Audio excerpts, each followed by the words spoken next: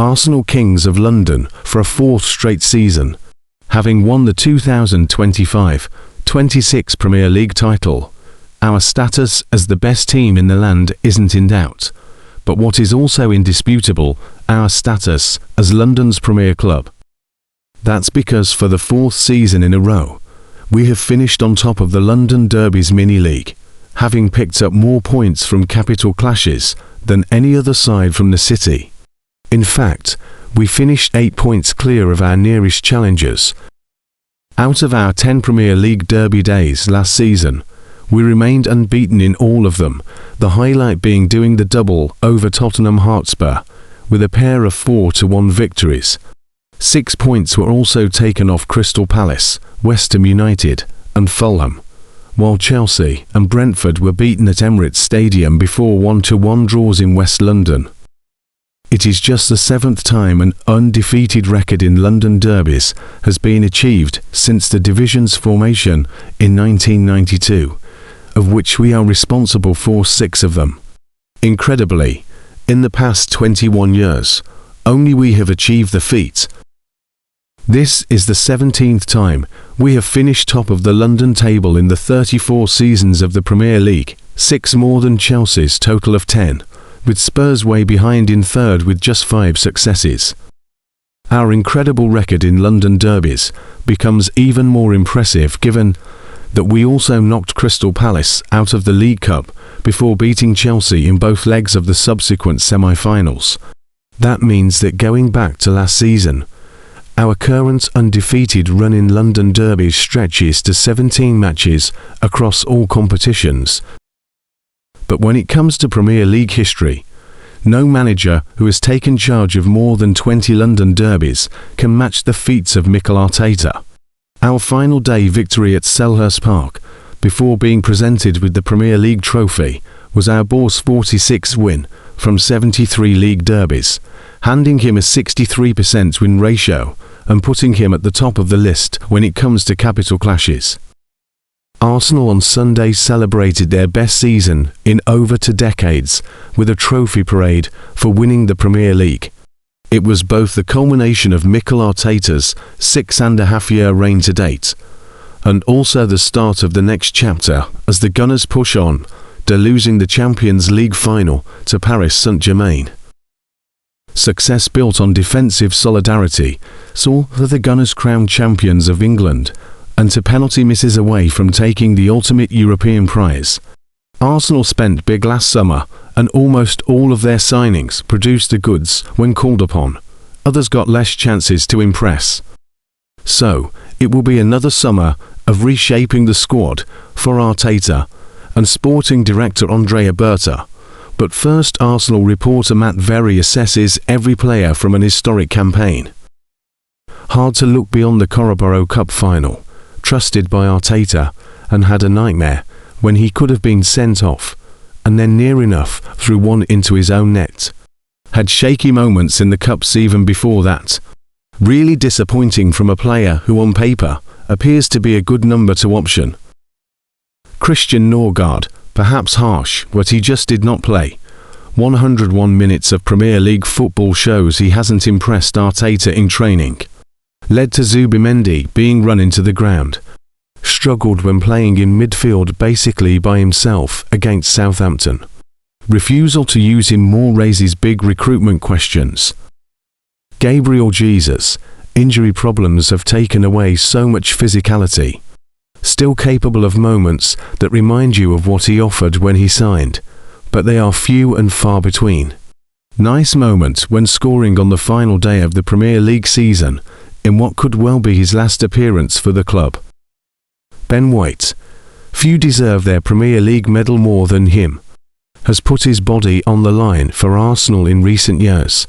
Looked well off the pace in March and April as Arsenal's form dipped, but rolled back the years in the second leg against Atletico. Still brings out the best in Saka, but questions over his future at the club. Max Damon, maybe that Everton goal have earned him a higher ranking considering just how special a moment it was. Just a ridiculous contribution from the 16-year-old. Feels like teams then started to try and kick him out of the game. and that physical treatment is what he must adapt to. Gabriel Martinelli. Unfortunately, these aren't just cup rankings. 10 goals across the Champions League and FA Cup, 1 in the Premier League all season. That was a big one, though, snatching a point at home to Man City. However, it's just not enough from a winger that made 30 league appearances. Noni Madueke, so frustrating, can be unplayable at times when running at a full-back one-on-one, but the end product that follows is far too hit and miss. Bright cameo nearly turned the Champions League final in Arsenal's favour, but 8 goals and 1 assist all season is poor. Christian Mosquera looks an absolute bargain at £13 million. Performance at Anfield in August was an early statement of what he is capable of. Emerged as a much-needed right-back option, but limitations exposed. Struggled against Man City at the Etihad, and then lunged in desperately for the turning point of the Champions League final. Miles Lewis-Skelly would have been much higher had he been trusted in midfield by Arteta earlier. Finally got his big chance in May and grabbed it brilliantly.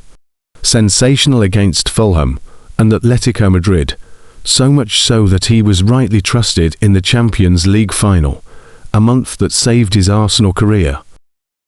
Martinodegaard, in the Arsenal history books as a title-winning captain, but still a frustrating season individually. Injuries kept halting his momentum. Brilliant cameo against West Ham effectively won Arsenal the game, but rarely did he grab a match by the scruff of the neck like that. Mikel Merino missed basically the entire second half of the season with a complicated foot injury. He was really impressive in the opening months though.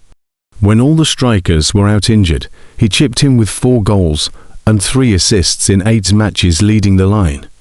That prevented Arsenal's season from derailing. Eberechiez took a while to get going and has lacked consistency. Showed flashes of what he is capable of, mainly against Tottenham. He's a moment's player, but that sense is that he still needs to fully win Arteta's trust. Painful penalty miss in Budapest, a tough end to an up-and-down first season. Riccardo Calafiori, a genuine difference maker in attack from left-back.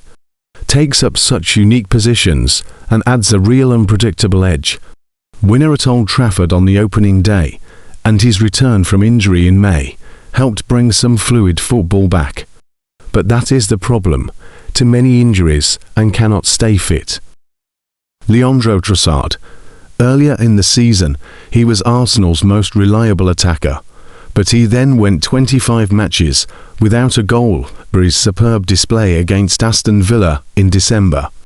Turned it back on late in the run-in, and winner against West Ham was as big a moment as any in Arsenal's season.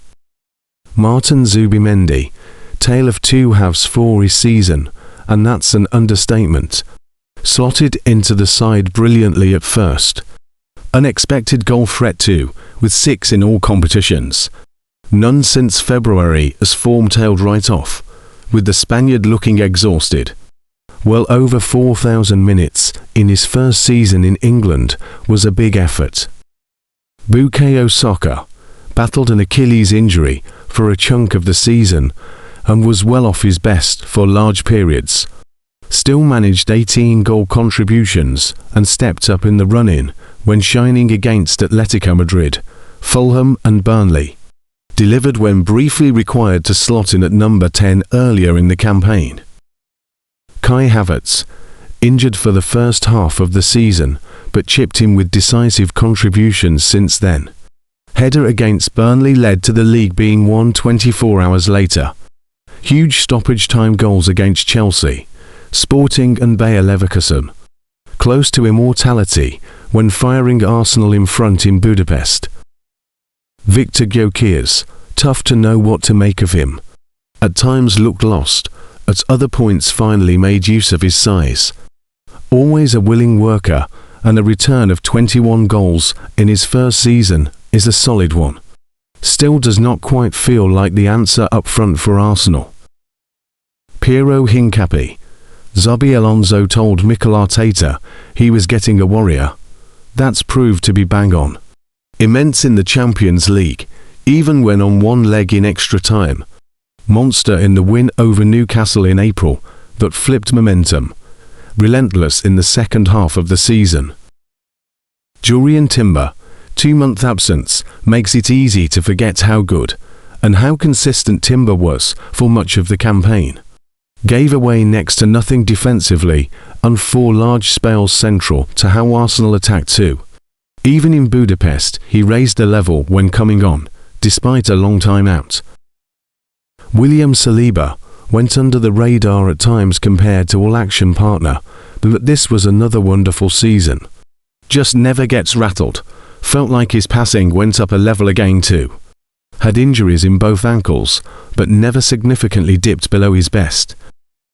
Gabriel, decisive penalty miss in Budapest, a cruel end to a top-class campaign. Goal return dried up, but influence did not. So many point-saving blocks and clearances, aggressive without being rash. The desperation with which he defends is extraordinary.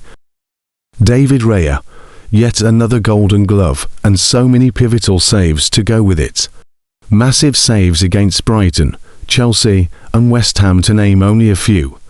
Must have earned the team more than 10 points. Arsenal badly missed him in the Carabao Cup final, one of the world's very best. Declan Rice, Arsenal's midfield powerhouse. Often ran the show as a number 8 and dominant at number 6 too. Extraordinary physical effort, playing almost 4,500 minutes. Man of the match against Bayern Munich and Atletico Madrid. Set-piece delivery is so often perfect too. Sensational season.